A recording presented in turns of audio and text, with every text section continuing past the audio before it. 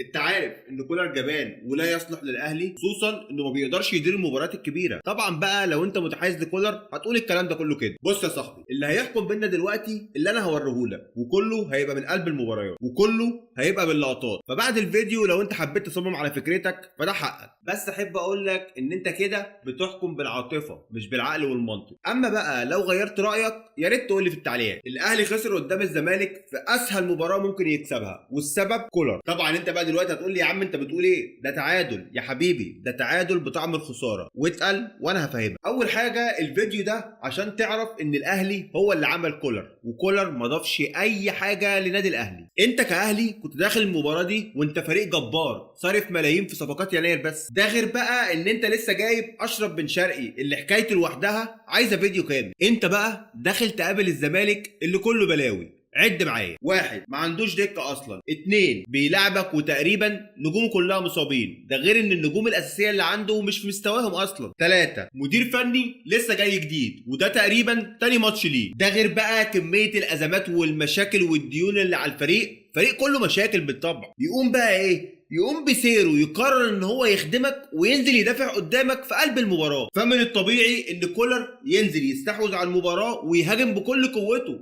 ده الطبيعي. الكوره بتقول كده. انت الاقوى، انت الافضل، انت المستقر، انت الاجهز، انت اللي عندك كل حاجه صح. فعشان كولر جبان ومش بتاع مباريات كبيره، قرر انه يعمل ايه؟ قرر انه يدافع لانه خايف. اول خطأ وقع فيه كولر انه لعب كوكا واكرم توفيق في الوقت اللي هو عنده محمد هاني وكريم الدبيس قاعدين بره. مش بس كده، لا ده حتى يوم ما فكر انه يعمل تبديلات عشان عايز يكسب، قرر انه يعمل تبديلات في الدقيقه 80 ويعمل ايه؟ يبدل مركز بمركز بدل ما في الوقت ده يضغط على الخصم عشان لازم يكسب. تعالى بقى اوريك باللقطات عشان تشوف بعينك وتعرف قد ايه هو مدرب فاشل وجبان ولا يصلح للاهلي. ما ينفعش يدير مباريات كبيره، والاهلي كل مبارياته غالبا بتبقى كبيره. الاهلي تعادل مع بيراميدز، الاهلي تعادل مع الزمالك، الاهلي تعادل الموسم ده 6 مباريات، واغلب المباريات اللي تعادل فيها الاهلي كان السبب كولر. تعال اوريك. بص بقى الاهلي كان بيطلع بالكره ازاي وازاي كان بيبني الهجمه. لسه الماتش بادئ في اول دقيقه،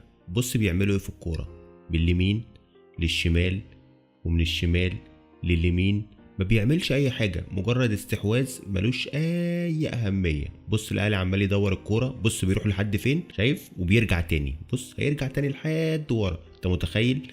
فريق ما عندوش فكر ازاي يقدر يخترق. انت متخيل؟ طب بص دي في الدقيقه 5، يعني كان الماتش كان لسه يدوب برضه لسه بادئ. بص انت فين وبترجع لفين.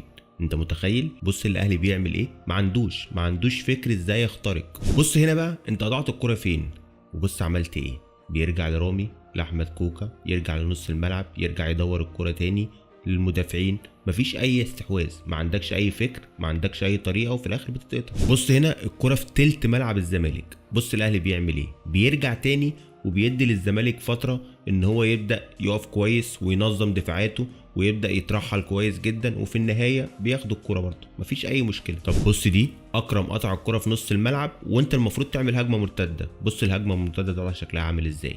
انت متخيل؟ دي هجمه مرتده، المفروض انت قطعت الكوره في نص الملعب المفروض تروح. بص في الاخر ايه اللي حصل. هي دي كره الاهلي. طب بص بقى الاوت ده فين وبتعمل انت بيه ايه. بص من عند تلت الملعب بتاع الزمالك بترجع لتلت ملعبك وبترجع تبدا من اول وجديد.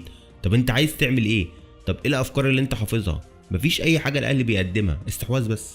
وعشان ما تقوليش ان ده كان في الشوط الاول بس، بص الشوط التاني اتفرج على الاهلي. بص ولا جديد يذكر ولا شيئا يعاد، مجرد انه بيدور الكوره من اليمين للشمال ترجع للمدافعين، لليمين للشمال ترجع للمدافعين. مفيش اي افكار هجوميه اصلا.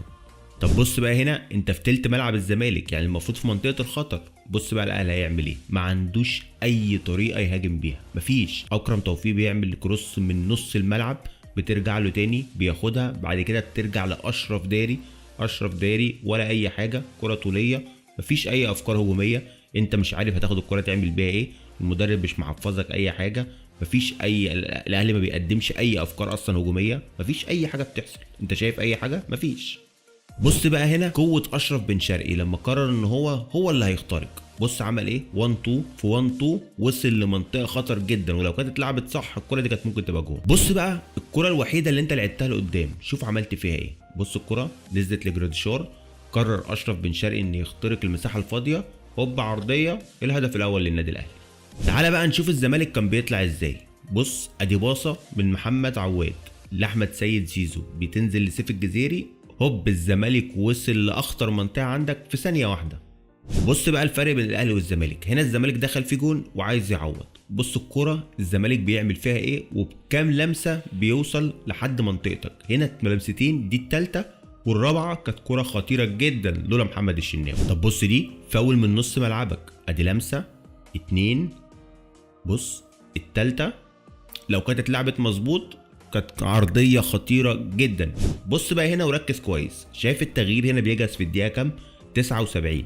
الاهلي متقدم 1-0، هنا الدقيقه بقت 80 والاهلي لسه متقدم 1-0 وكولر ما بيفكرش ان هو يغامر، خايف جبان. بص هنا الكره وقفت اهي، المفروض يغير، لا الحكم وقف بص للمدير الفني قال له استنى، الكره دي في الدقيقه 81 و5 ثواني. وركز كويس جدا عشان التوقيت مهم جدا. بص الحكم مستني يغير وهم مش عايزين يغيروا، واقف. بص بقى بعد كده ايه اللي هيحصل، الزمالك بيستحوذ على الكره من الدقيقه 81 لحد الدقيقه تقريبا 82 وشويه. بص بقى الزمالك افكاره الهجوميه، بص عايز يطلع ازاي بالكوره، بص الاستحواذ الايجابي مش السلبي، بص نقل الباصات، بص ازاي بيفرغ مساحات، بص بيروح لحد عندك ازاي، بص بيلعب ازاي الكره لقدام، بص ازاي اللعيبه بتتحرك، بص ازاي المدرب محفظ اللعيبه المفروض يعملوا ايه. بص اللعيبه بتدور الكوره، ولكن لما بتدور الكوره بتدورها لقدام. بص مجرد ما سحبك باصه اخترق الخط بتاعك، باصه تانية اخترق الخط بتاعك التاني، باصه ثالثه بيوصل، مش بيستحوذ وخلاص، مش بيرجع الكره للمدافعين وخلاص، لا. بص الزمالك بيدور الكره ازاي، وفي النهايه ايه اللي هيحصل. لازم تبقى انت فاهم ان المدرب مش بيقول اي كلام وخلاص، مش مجرد ان انت تباصي، لا انت بتباصي عشان تفضي مساحه، لان انت عايز تخترق، انت عايز تجيب جول.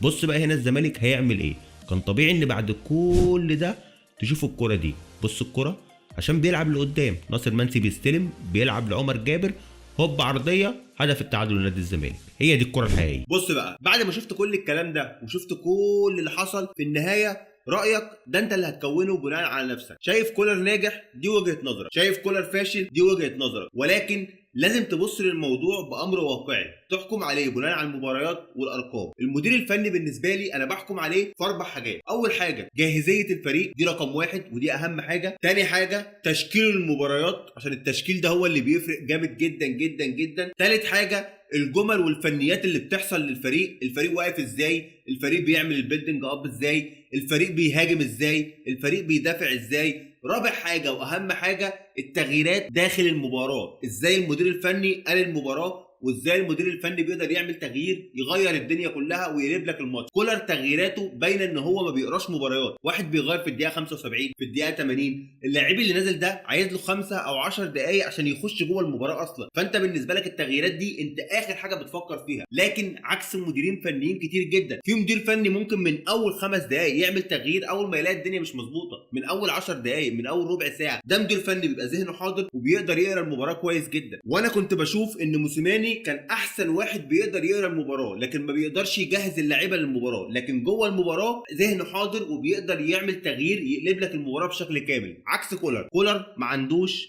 اي حاجه يقدر يقدمها للنادي الاهلي تاني، خلاص هو كده خلص، طلع كل اللي عنده، ما بيطورش ما بيغيرش. الاهلي ما بيعملش جمل، الاهلي ما بيطلعش بالكره كويس، الاهلي ما بيعملش اي حاجه، الاهلي دفاعيا وحش. وانا شايف دلوقتي ان كولر لازم يمشي، سواء خد دوري سواء خد كاس سواء عمل اي حاجه، هو خلص كوره. سلام.